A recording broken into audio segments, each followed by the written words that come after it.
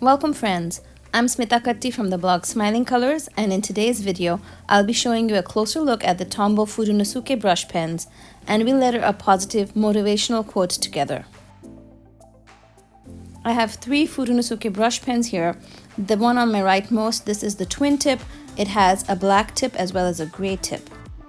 Between the hard tip and the soft tip, it's actually difficult to find out which is which because the packaging is all written in Japanese.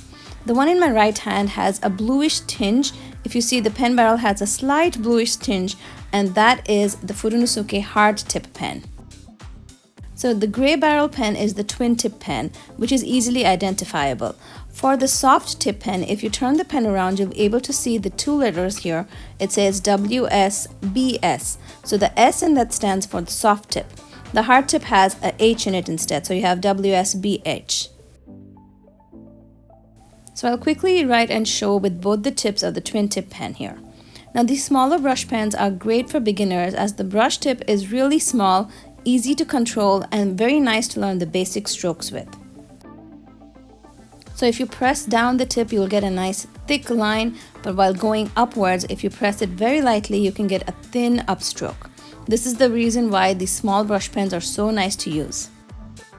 The Fudenosuke brush pen with the soft tip is great to create thicker downstrokes. Since the tip is softer, it's easier to push it down and you create a nice dramatic downstroke for this. In comparison, when you use the hard tip brush, you'll realize that you need to apply a little extra pressure to get the downstrokes the way you want it, but the upstrokes are always super thin. So the hard tip pen was my favorite to begin lettering with because I was able to get those thin upstrokes, which was really hard for me in the beginning. With each of your Fudenosuke brush pens, you will receive a stencil in the packaging. This stencil actually is used for writing Japanese script, and you can see all of the alphabets written on top and the spacing here marked for 4 or 5 alphabets. To letter my quote today, I'm using a mixed media sketchbook. You can use any kind of mixed media sketchbook or marker paper for these brush pens. You want to hold the pen as if you were lettering, not like how you would use a pen to write. So my wrist would be in this position to write with a normal pen, but when I am hand lettering, I rest my wrist onto the paper and my pen barrel is almost parallel to the notebook that I'm going to letter in. Today I'm using the Fudenosuke brush pen with the hard tip, and I'm going to be lettering a quote here. You can letter along with me, and if you feel comfortable, you can just start with the pen like I did, or start with a pencil sketch and then erase that later. The way I start a quote is that I just choose a center-ish, and then I start with the first 2 words, and then I pause and I evaluate how much space I have and what are the next words.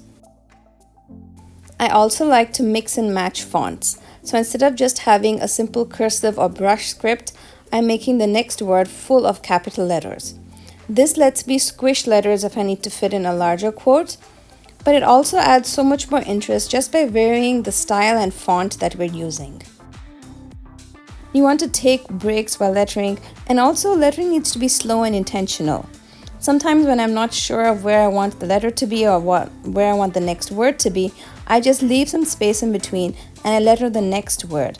Here you saw me letter the word day before I wrote down the word each. So now I can put the word each on top, and I made the A of the word each a little smaller so that it could fit into the space correctly. I love hand lettering motivational quotes. The entire process of writing down the positive words just makes me feel that much more positive throughout the day. Your hand lettering style and your brush lettering can only be improved and developed through practice. I encourage you to just pick up your pen, write down a motivational quote, and if you have any questions, let me know in the comments below and I'd love to chat more with you.